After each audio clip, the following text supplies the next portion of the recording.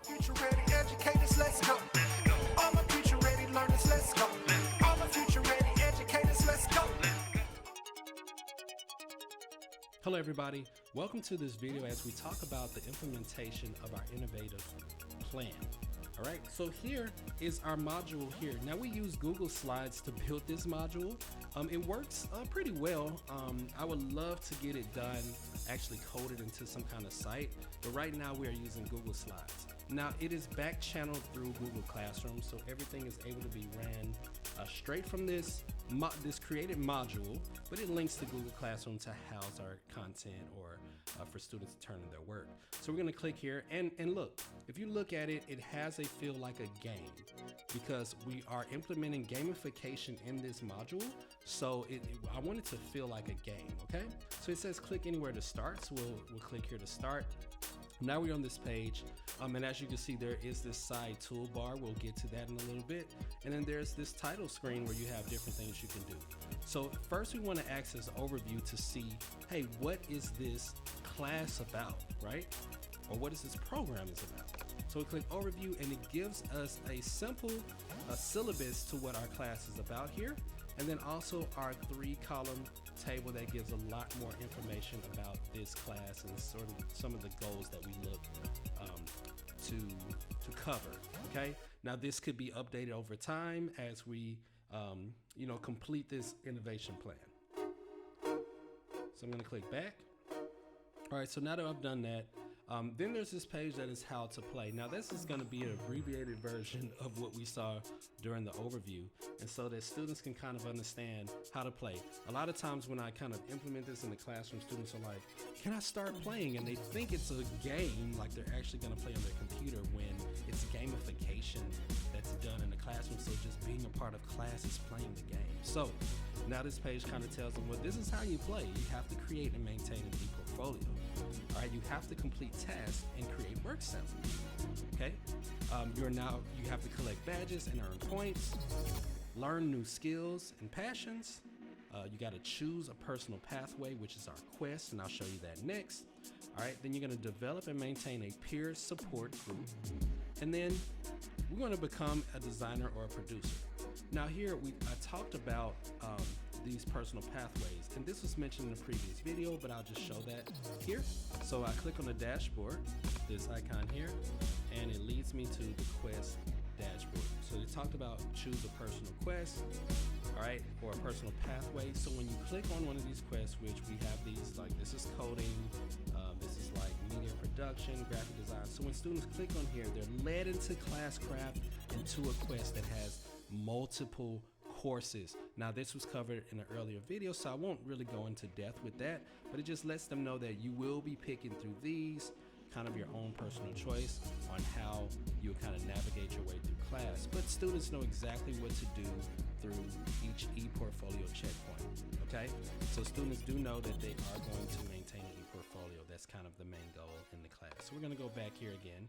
And so now this is where students will select their class, all right? So if students are in, let's go with, if students are in core, so they'll go to core, and now they have a daily agenda here.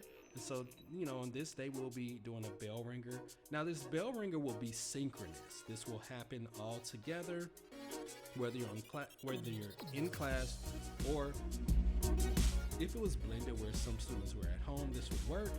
Or if it was totally online, this would work as well. This would be kind of like our collaboration piece where we're all together doing the same thing, kind of having a good time together, but going over some important terms and concepts. So students would click here and log in. This will be using GimKit, and then we also have a quick access to GimKit here as well. But we'll play 3 rounds of a team game. Each round is about 3 minutes each, so it takes about 9 minutes. Normally I like to spend about 10 minutes in the bell ringer just to get kids' juices flowing, get their brains going. All right, so then we have here, as you can see, we do a briefing. So this is also done together collaboratively. It briefs us on what's going to happen during this phase of time or this unit. So being that we're not working on one thing where students are open to pick their quest, it briefs them on what are we covering in this unit? What are we looking to obtain? And the end of the unit or phase would be a checkpoint. And the checkpoint would have certain objectives and requirements that students should get, like certain badges, certain work samples that should be on there, or some could say it's open to any badge, open to any work sample. So it leaves it open for students to kind of choose what they want to do, but it will be this, it'll be kind of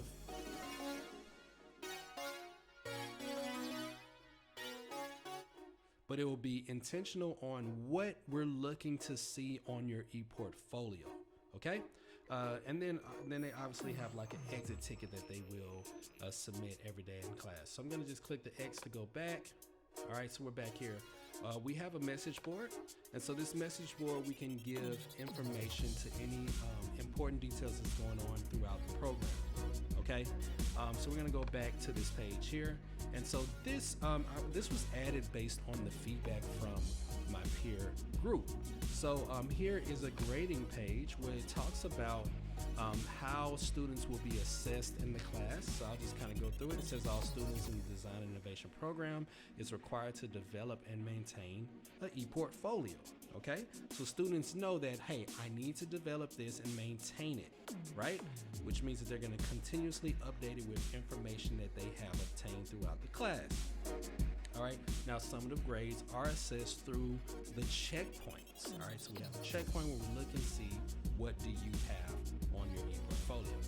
Now each checkpoint has a select minimum number of requirements and objectives that should be visible on the e-portfolio. Okay, again, this was covered in one of our last videos that we looked at, so just scroll up and look at the other videos so you'll know how this is shown. Okay, and then you're going to click on the grade and rubric for access. So you can click here and you'll access kind of like the document that we saw in the previous video as well, where it shows, and this shows our grading standards, and then it'll also have access to the ePortfolio checkpoint rubrics, which tells you the objectives that you need to have done. And then we put in our grades in PowerSchool, so students can click here to go directly in their PowerSchool to look at their grades. We're going to go back. And then the last thing here, we just have quit, which will take us back to our start page. Okay. Other things here, again, on the side, we do have our Quest dashboard. We have here where you can click here to access the Google Meet. Certain quests like Makerspace and Auto World, these are done, these have to be done face to face. And so students would have to actually navigate down to our Makerspace so that they can access tools and access certain components for robotics, and then like tools and things of that nature, and materials to do materials design in the Makerspace. Okay, every other course can be done online, can be done in any location. Okay, so this class would be essentially online, face-to-face, or blended. Either would be able to work with this class. It's just these two quests can only be done at the location in the school. Okay, we also have here access to each portfolio. So once students make it, it's using Google Sites.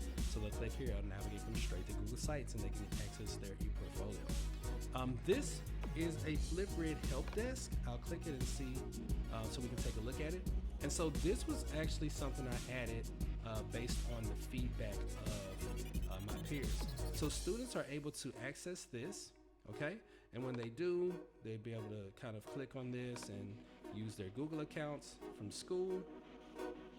And when they access it, they are able to post in here any issues they might have in one of these areas. So like for Coders Matrix, for example, students can click here. Again, this is new, so there's nothing there. And this will kind of go with any issues they have in Coders Matrix.